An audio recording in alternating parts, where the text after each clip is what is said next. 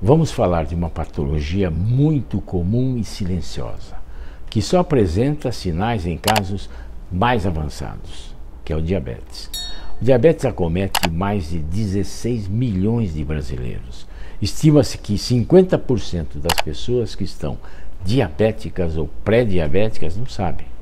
Ou seja, pelo menos metade das pessoas que têm a doença não se cuidam, porque não foram nem mesmo diagnosticadas. Este é um dado muito chocante, né? O inimigo é silencioso. Talvez vocês saibam que eu sou cardiologista há quase 50 anos, cardiogeriatra e clínico geral, e tenho como missão ajudar as pessoas a saírem do alvo do infarto, do AVC, por meio de uma abordagem integrativa da saúde. Já atendi pacientes que descobriram estar diabéticos após a doença já estar instalada há mais de 10 anos.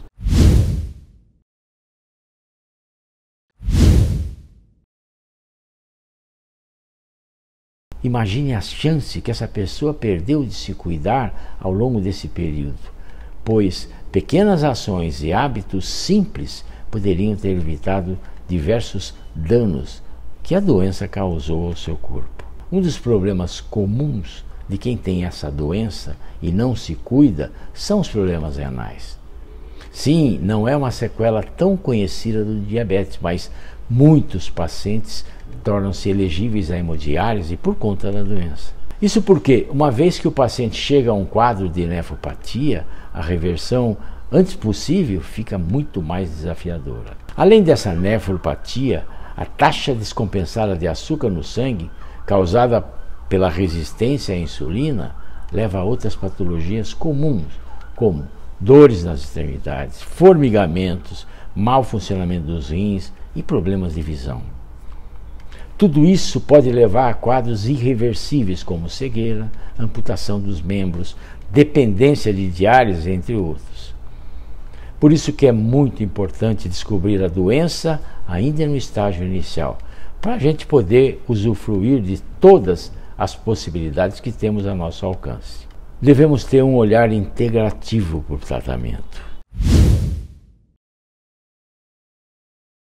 Bom, após comermos um bolo, uma fruta, o carboidrato ingerido é quebrado por enzimas existentes já na saliva, depois no estômago e no intestino, de modo que a glicose, que é o produto final, entra no sangue e se direciona às células. Vale lembrar que a glicose é a moeda energética do organismo, pois a partir dela que há a produção da energia necessária para o funcionamento de todos os nossos órgãos.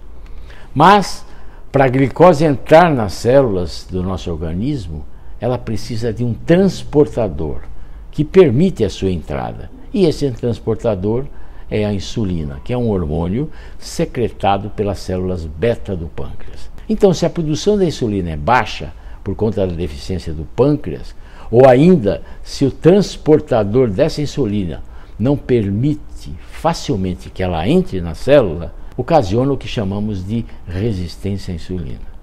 Sobra glicose no sangue e esse acúmulo leva ao que chamamos de glicotoxicidade e diabetes. Desta forma, podemos dizer que o diabetes pode ser decorrente de níveis baixos de insulina ou de resistência à insulina elevada. Então veja só, o objetivo dessa aula é passar para vocês as informações sobre os tipos de diabetes, como fazer o diagnóstico, como controlar os níveis de açúcar do sangue de uma forma integrativa, sempre lembrando que o ser humano é um ser total: corpo, psiquismo e espírito. Os dois tipos de diabetes mais comuns. No caso do diabetes mellitus tipo 1, a doença ocorre porque o pâncreas deixa de produzir ou produz quantidades baixas de insulina, causando um desequilíbrio nos níveis de glicose presentes na corrente sanguínea. Sem insulina, a glicose não consegue entrar nas células para fornecer a energia necessária para o seu funcionamento, levando a infarto do miocárdio, AVC, doenças isquêmicas periféricas, a gangrena e outras coisas. De modo geral, o diabetes tipo 1 tem origem autoimune ou genética. E ele surge na infância ou na adolescência e não está relacionado ao estilo de vida do paciente. Esse tipo de diabetes ele é encontrado em 5 a 10% dos adultos. De longe, é o tipo mais comum de diabetes em adultos, mais de 90% dos casos. E ele é caracterizado por uma hiperglicemia, quer dizer, aumento da glicose no sangue, devido a uma perda progressiva da secreção de insulina, que é feita pelas células beta do pâncreas. Além disso, sobreposta a um aumento da resistência à insulina, resultando numa deficiência relativa de insulina. Trata-se de um problema de saúde pública que anda de mãos dadas com todas as doenças crônicas inflamatórias. Isso porque temos uma epidemia de obesidade instaurada que acomete boa parte da população. E, sem dúvida alguma, a obesidade é uma das facilitadoras do diabetes tipo 2. A inflamação é a gênese, o início de uma série de patologias. E o diabetes está entre elas. Mas como é que o organismo desenvolve o diabetes tipo 2? Existem estratégias e hábitos que são incríveis para ajudar o seu corpo a ficar menos resistente à ação da insulina e assim controlar suas taxas de glicose no sangue. É o mapa para sair do alvo do diabetes tipo 2. Bom, eu já disse que a diabetes é uma doença silenciosa porque ela não apresenta sintomas na grande maioria dos casos.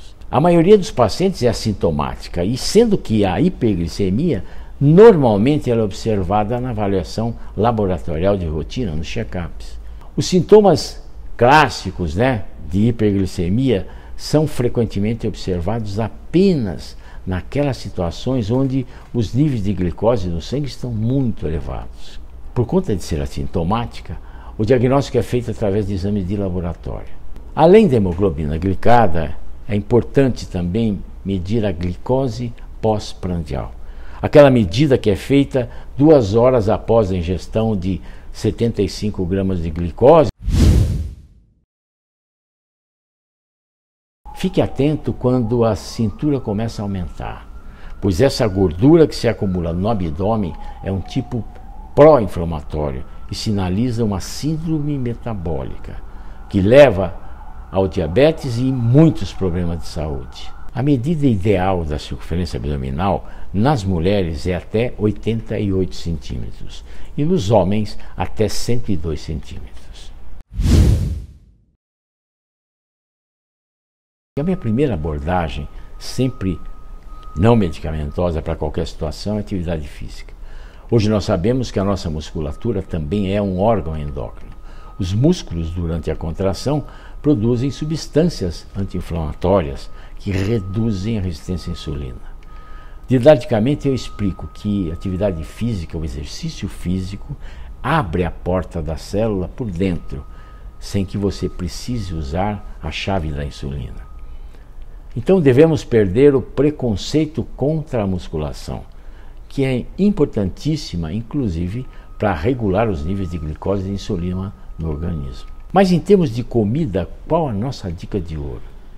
Olhem, tudo que a ciência já estudou, de tudo que eu já apliquei com os meus mais de 10 mil pacientes do consultório, do INCOR, nada é tão efetivo para rejuvenescer as células do seu corpo do que a alimentação do estilo mediterrâneo.